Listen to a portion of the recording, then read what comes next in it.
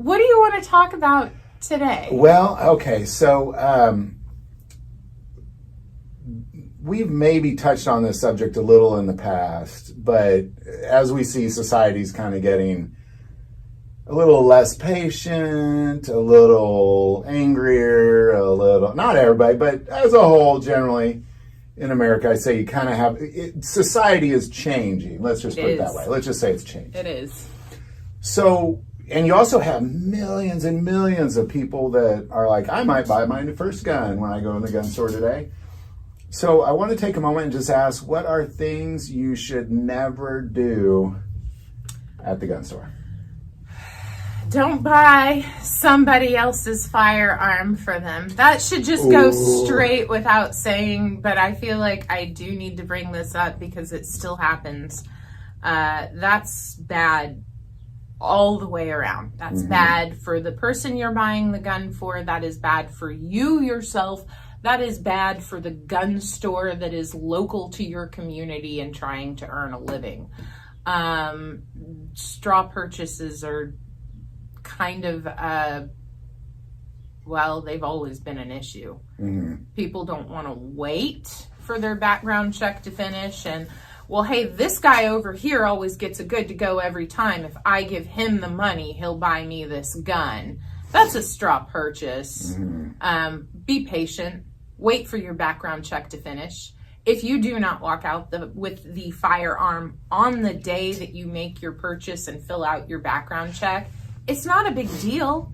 As long as the store that you are patronizing follows a Brady transfer law, you're not going to have to wait indefinitely and be left on hold or never pick up that gun. You just have to wait X number of business days, whatever that store's policy is, and then after that time is elapsed, you pick up a firearm. If you are now under the age of 21, you have a mandatory 10 business day hold. That doesn't usually include weekends. That doesn't usually include federal holidays. So be heckin' patient. Just wait for your gun. I can see how it's kind of, well, it sucks to wait. It really does. I've been put on delay before. I work at the gun store. I know I'm okay on paper, squeaky clean. I don't have any speeding tickets or parking tickets or felonies or warrants. So, I mean, it just sucks to see, yeah, I'm just on hold. It's just government working at the speed of government. And they are working on government equipment, which doesn't always work, and it does break down, and it's frustrating from our side of the counter. And I know it's very frustrating for that side of the counter, but please don't send somebody else in to buy your guns for you. Just, you don't want to open that can of worms. It's awful. Don't do it. That's a good one, because it also, I would argue, you know, because you're talking about how it's not good for these people or that people, it's also not good for generally this idea that, you know, we're kind of really losing a lot of our Second Amendment rights as time goes by. And when people, you know, are doing this sort of thing, it's kind of like we were talking about earlier, you know, you got a couple people ruining it for a ton of people. Yep. Because then if you're buying it illegally, chances are it's going to be used for illegal purposes. Or, you know, hey, if it gets stolen out of the truck or car or your house, God forbid. But it does happen, and you're just like, well, I need to do a police report on that, but I didn't buy that gun, so how am I supposed to do a police report on a gun that I didn't buy in the first place? What else you got as far as don't do this at the gun store? Please ask. If we use a term that you don't understand or you've never heard before, or I mispronounce something because I've heard it pronounced 7 different ways on that side of the counter, ask this side of the counter to explain. The other day, I handed a customer a rimfire firearm, and I asked them, please do not dry fire this gun. It is a rimfire. I do not have any sort of snap cap or safety in there to prevent that firing pin from striking the rim there. So the gentleman looked at me, he smiled, he nodded, okay, thanks. Immediately pulls the trigger on a rim fire. And I, whoa, hang on, stop. So it was a miscommunication. I was not speaking in terms that he understood. And so I don't know how to clarify any further if somebody doesn't ask. What do you mean by that? What does dry fire mean? Why wouldn't you pull the trigger on a rim fire? Those are valid questions. If you don't know the answer to them, please ask. Yeah. So that kind of sucks a little bit, because then I have to be kind of mean and go, hang on, give me that back. And I really don't want to be mean to people, but Sure. Unfortunately, please ask if you don't understand the question. The same thing goes when you're filling out your background check. If you get to a question that you don't understand the way it is worded or written on that form in front of you, ask somebody on this side of the counter to explain it in plain English. So many issues and problems can be resolved if we can just kind of get on the same page. And our vocabularies might be different, but at the end of the day, we're still trying to do the same thing here. Absolutely. So, I mean, you want to adopt a firearm. I want you to adopt a firearm. So let's make this work as easily as we can. Just ask if you don't understand. I would argue too that even if you're an expert, if you're going to buy a firearm, you should have a handful of questions with you. Because, even the last firearm I bought from you, I'm sure I asked a couple questions. I hope you ask more questions. Yeah, I mean, it's important that you ask questions, whether you're an expert or a novice or wherever you are.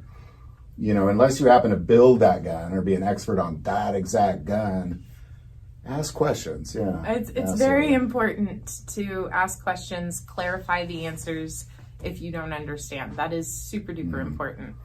All right, so we got don't do straw purchases. No straw purchases. Ask questions. Don't be foolish. Ask the questions that are necessary. Please ask us to explain. And another thing, don't hold one gun store and the way things work at that one gun store and expect it to work at every other gun store the same way. Each gun store is unique.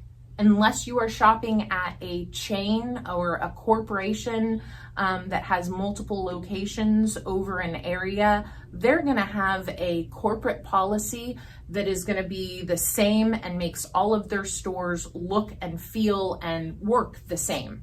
And it has to work like that for all states, not just the ones that have nice, easy rules like Missouri. It has to work in states like California, New York, Illinois, the places where it's more difficult to obtain firearms. Sure. So it has to work for everybody. If you're shopping at a corporate store, things will be different. And shopping at tiny gun stores, it'll be different than a corporate store, and each store will have their own store policies. And if you don't like that store's policies, then that's probably because one customer ruined it for everybody else, and now that has become a rule, and that's what everybody else is going to follow, because Jim Bob Joe just really, really, really screwed the rest of you wonderful souls over. So yeah. Well, that's interesting, because there's two gun stores locally that I don't go to because I don't like their process. It's not that it bothers me; it's just lengthy. I add an hour to the process essentially just because I chose that store. Yeah. So it's really more about the time. Like, this takes way too long. I'm not doing it here. Like there was a gun store, like a Cabela's or something out on the East Coast, and they lost like 100 million rounds of ammo from people just stealing the boxes off the shelves. So all of their stores now have it behind the counter because of one store. And one issue, yes. So that is a very, very, very good explanation of how one person can totally just screw it up for everybody else. across the board. And that does happen. So please don't walk into a gun store expecting them all to be the same.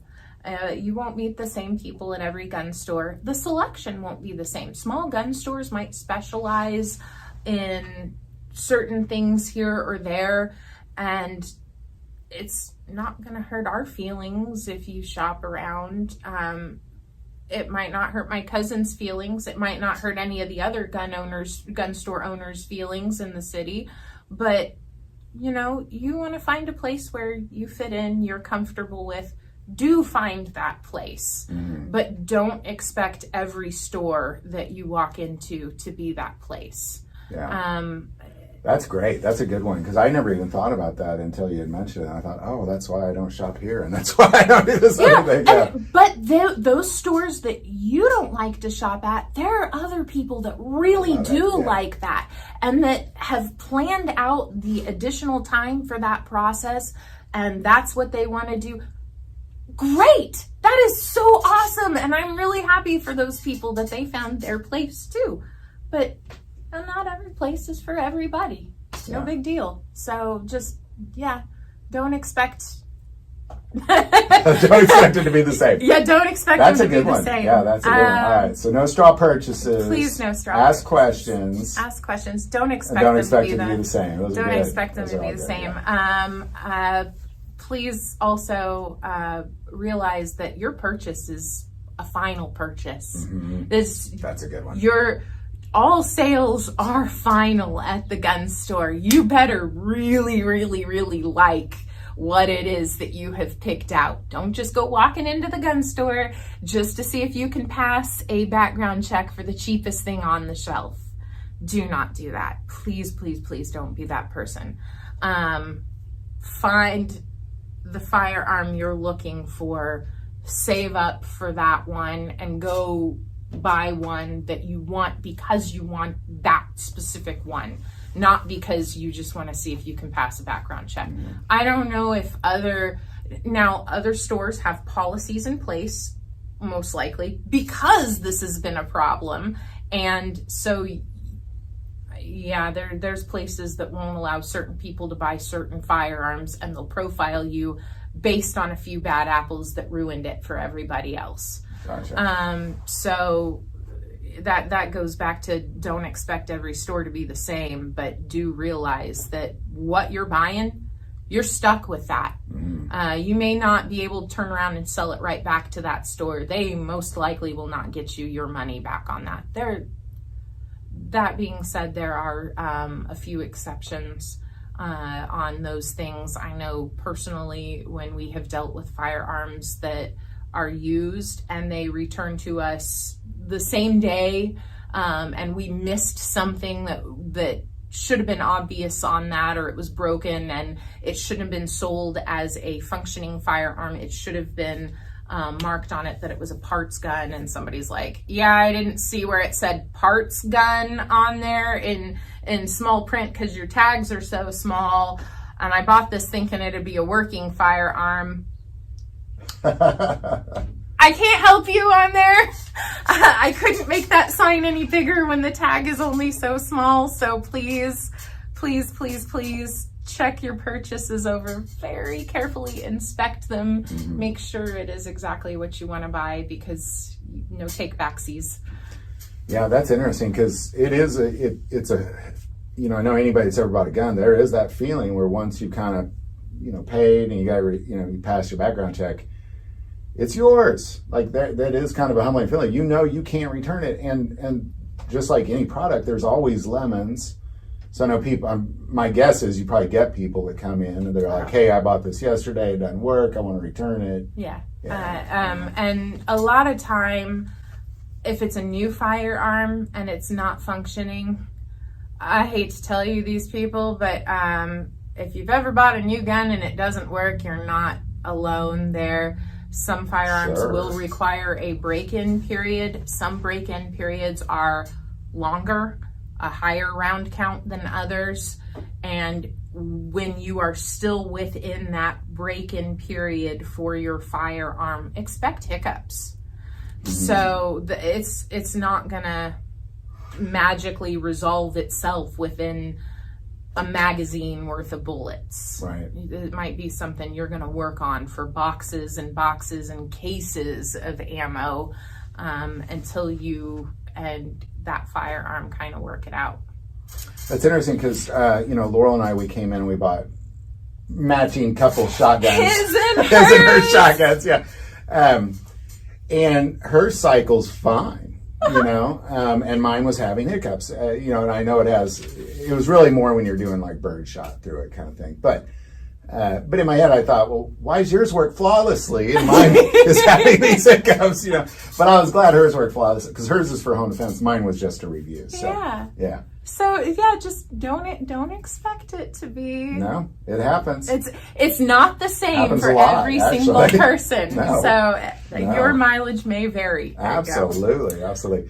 I think that pretty much covers it. There's a list of other things. There's plenty of other people that'll light up the comments, and this is something that I'm sure we'll come back around to at some point. But for now, we'll leave that as a small, short list of. It's a good one. That's a great list. That's Please. colors I never thought of. Please be nice to your gun store, and let us be nice to you too, as much as we possibly can. Well, there's a fifth one right there. Be kind. Be kind. Be kind. That should just go without saying. Absolutely. But some days, don't be mean. Some days it's easier to be nice than others. That's just being a human. Some days it's way easier to be in a good mood and be nice than others. So. That's right. Well, Maggie, gosh, this is a great list. Thank you so much. You're so welcome. We always appreciate your insight, and gosh, thank you so much. This is so much fun. I'm glad that you swing by the shop to do this. So, and I'm glad that you guys think this is entertaining and helpful too. So, absolutely, definitely hit the like button, subscribe. Absolutely, this man does all the hard work and heavy lifting. Give him his mad props. He deserves it. Thank you. Until then, bye everybody. Bye-bye.